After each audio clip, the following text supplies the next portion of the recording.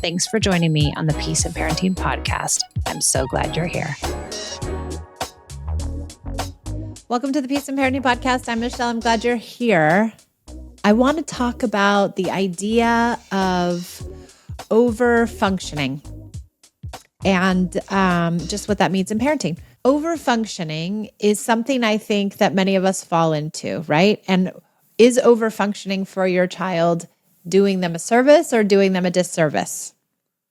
I think in the long run, and in most cases, over-functioning for our children is doing them a real disservice. And what I mean by over-functioning is, sometimes it's just easier to put the socks in the hamper.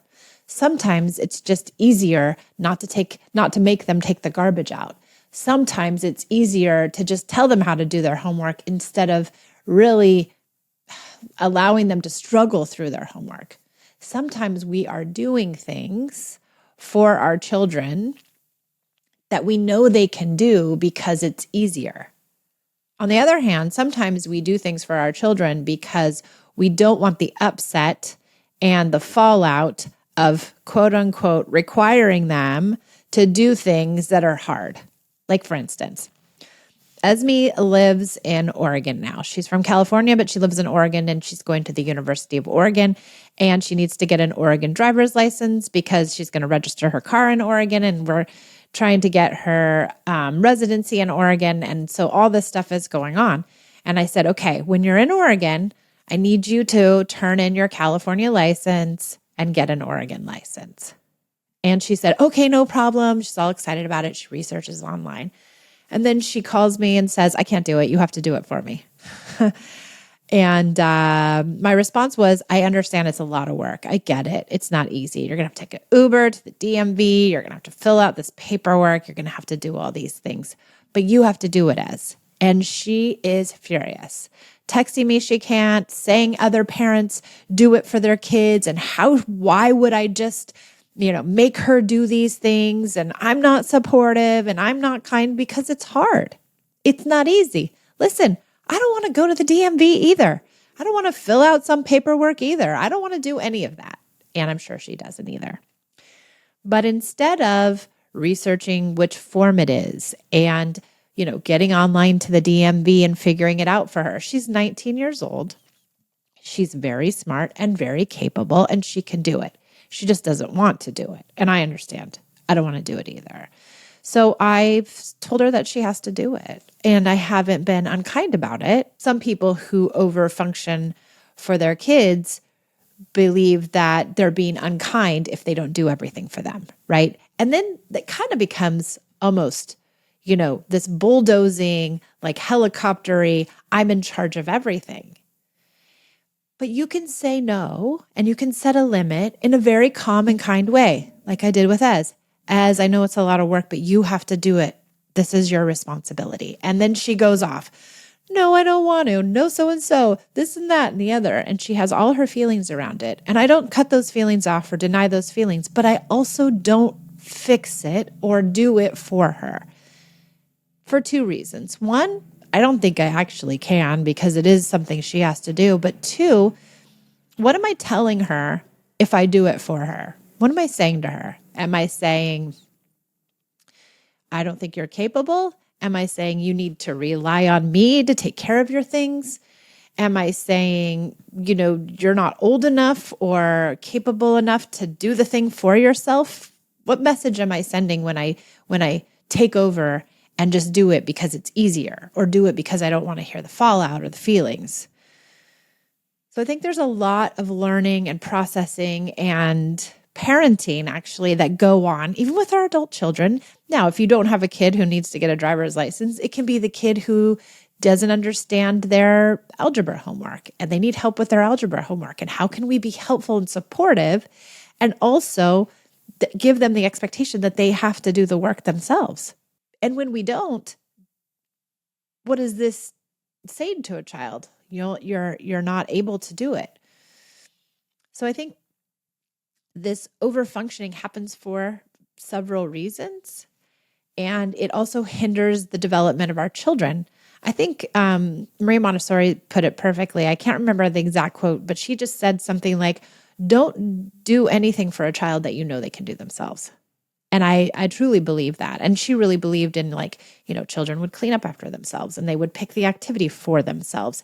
And it gave lots of autonomy and it gives self-esteem. Like if Esme can go to the DMV and do this thing, get this right paperwork, take it. And by the way, I've gone to the just recently I went to the DMV to get my real ID. And it was a nightmare and I did it wrong and I filled out the wrong paperwork and I was there for a long time. Additionally, Pia got her permit. The first time we brought none of the right paperwork. We had to go back home, do a new appointment and redo everything. So it is part of the learning process and it is part of being an adult. And it is part of their development to do these things that are developmentally appropriate. Esme's is this 19-year-old, more adult thing, whereas the kid learning algebra is more like, a middle school-aged thing. But these instances happen everywhere. Even when Maria Montessori says, never do anything for a child they can do themselves, she's talking about preschool kids.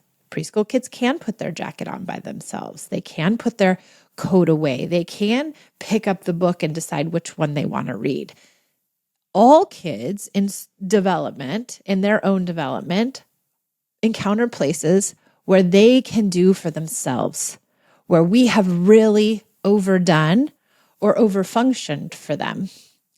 And that overfunctioning doesn't really do them any favors. So my biggest suggestion to people is try to look at your life with your kids and say, where is it that I can require my children to do some things? Now, I'm not necessarily just talking about chores. I'm talking about just everyday experiences, shutting the door, picking up their paper that fell on the floor. It can be really small things. It doesn't have to be these big monumental things. And when we require our child to do that, I think it really builds their self-esteem and their self-reliance because we want them to rely on themselves. Now, if I went to Esme and said, I found the paper for you. Here's the DMV in Eugene. You can call an Uber at this time. I made you an appointment. I mean, I could really get in there and get it done for her. Probably. I don't really want to, but I could, right? You could be that parent. What happens when she actually needs to do it herself in 3 years? And she's 23 and she's having the same meltdown at 23 or 24 on her own. Maybe she's not even in Oregon. Maybe she's halfway around the world. Who knows? And she has to go to a consulate or a DMV or some sort of, public place to get something done, some sort of bureaucracy, the Social Security office, something. Is she going to have this big meltdown when she's 23, 24, or 25? And wouldn't it be better for her to have the meltdown early in life, learn early in life how to take care of herself, learn that she can recover, grasp the idea that she is self-reliant, create that self-esteem and that resilience and that grit that all people need so that she can take it forward in her life. And I guess that's really what overfunctioning keeps our children from doing. So if I have any suggestions for you, it's just to find places where you can encourage your child to take care of themselves. It can also, we've talked a lot about on this show, it can be showering. It could be brushing their own teeth. It could be taking responsibility for themselves. So you're not doing it for you. I see a lot of parents brushing their kids' teeth for them. And sure, at 2 and 3 makes sense. But 6 and 7 and 8, kids can brush their own teeth. And we can require that of them with play and connection and with, using our influence and our relationship. And if our relationship is good, if our relationship is healthy, then we're more able and apt to get a cooperative answer from our child. Now, with Esme, I'm not getting the cooperative answer yet, but I'm banking on our relationship to help me get there and my empathy. So when kids are having a hard time doing one of these tasks, really supply them with empathy. I know it's really hard. I know, algebra, man, it's tough. But don't scooch back so much that then you just end up doing it for them, because I don't think it's doing them any favors. You want to move forward in supporting them, but not helping them so much that you're doing it for them. You don't want to bulldoze all of the obstacles out of the way. You don't want to helicopter around every experience that they're having so that they are more reliant on you than they are themselves. And I guess that's the bigger picture, right? We want them to be self-reliant, and they can do that with our support. We don't have to walk away completely. We don't have to turn our back on them. We don't have to say, I'm not helping you at all. We can help them process the feelings around it. We can be their supportive person without doing it for them. Okay. I hope that was helpful. Got on my soapbox a little bit. Thank you for joining me for the Peace in Parenting podcast. And I'll see you all next time.